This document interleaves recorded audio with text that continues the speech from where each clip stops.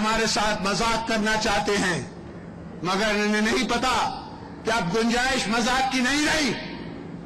अब किसी ने भी जमहूरियत की तरफ मैली आंख से देखा तो हम उसकी आंखें निकाल देंगे। सदर मुमलिकत का कहना था कि उन्होंने सवात में पाकिस्तान का झंडा लहराया। हमारा कसूर है कि हमने जो शहीद मोहतरमा बेनजीर भुट्टो ने पिंडी में बात की कि तुम क्या चाहते हो कि स्वात से पाकिस्तान का परचम उतर जाए, हमने वहां स्वात पे पाकिस्तान का परचम दोबारा लहराया है, ये हमारा कसूर है। सदर मुमलिकत का कहना था कि आइंदा इलेक्शन में कामयाब होने वाले से खुद ऐवान सदर में हलफ लेंगे।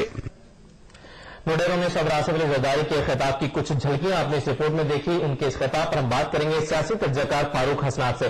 फारूक साहब, सदर ने अपने खिताब में कहा है कि जमहूरियत की तरफ मैली आंख से देखने वालों की आंखें निकाल लेंगे। किसकी तरफ इशारा था सदर का? असल में मसला ये है कि जरदारी साहब एक वक्त सदर भी हैं और सियासी जमात पीपल्स पार्टी के रहनुमा भी हैं, और जब वो इस किस्म की तकरीर करते हैं तो उसमें थोड़ा से शकूक पैदा हो जाते हैं कि ये बतौर सदर बात कर रहे हैं या पार्टी के रहनुमा के तौर पर बात कर रहे हैं। यहाँ पे अगर हम ये समझें कि वो सदर के तौर पर बात कर रहे थे तो एस्टेब्लिशमेंट के खिलाफ वो बात कर रहे हैं, वो उनको तंबीह कर रहे हैं कि आप मेरे साथ टकराव ना करें, यानी कि जो सदारत का अदारा है उसके साथ। दूसरी तरफ हमें ये नजर आता है शायद वो जुडिशरी को भी कुछ कह रहे हैं।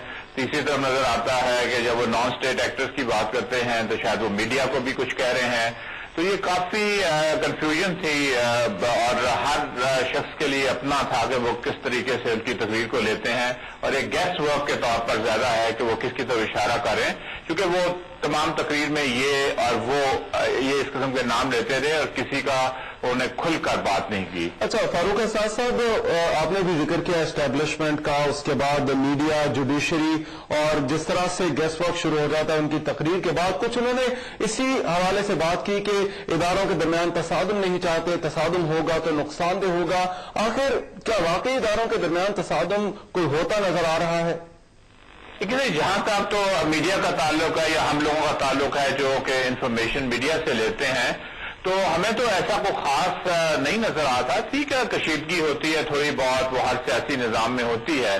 हो सकता है सदर साहब के पास कोई ज्यादा मालूमात हो, वो मिलते रहते हैं सरबराहों से दूसरे अदारों के, और जो बॉडी लैंग्वेज उनकी हो मे बी वो ऐसी हो जो या इनके पैगामात इनको इस किस्म के आ रहे हो जिससे इनको इत्मीनान ना हो और ये समझ रहे हो कि मुझे कोई चैलेंज किया जा रहा है या मेरी पोजीशन को अंडरमाइन किया जा रहा है। तो तकरीर से तो यही लगता है कि जो हम समझते हैं हालात इतने कशीदा नहीं हैं, लेकिन इनकी तकरीर से लगता है कि वो वाकई है। इस बात का इम्कान नहीं है कि सदर के खिलाफ कुछ इदारे साजिश कर रहे हैं? लगता तो नहीं है बज़ाहिरन। कौन सा अदारा है वो तो या तो नाम लिया जाए कौन सा अदारा। देखिए ना, अभी वजीर आजम साहब ने चंद दिन पहले कहा था कि पाकिस्तान को फौज के साथ निहायत अच्छे ताल्लुकात हैं, जनरल क्यानी भी मिलते रहते हैं सदर को भी, वजीर आजम को, और एक किस्म का उनके दरमियान एक कम्युनिकेशन तो चल रही है। तो फिर किससे खतरा, कौन उनको करना चाहता है? दूसरी तरफ जुडिशरी है, जुडिशरी तो अपने फैसले देती चली जाएगी।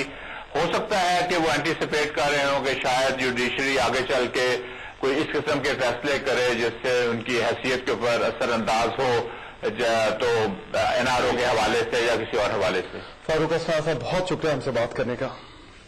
फारूक हसनात साहब हमसे बात कर रहे थे। उन्होंने आज सदर आसिफ अली जरदारी का खिताब जो कि नोडेरो में हुआ उस हवाले से रहमान बात की, और उन्होंने कहा कि आमतौर पर जब लीडर अपने कारकुनों में जाता है तो उसका लबो लहजा कुछ इस तरह का हो जाता है, और उनकी गुफ्तगू सुन के भी सदर की यूं महसूस हुआ कि वो कारकुनों के वहां पर हुजूम की वजह से शायद ज्यादा मुश्तइल भी।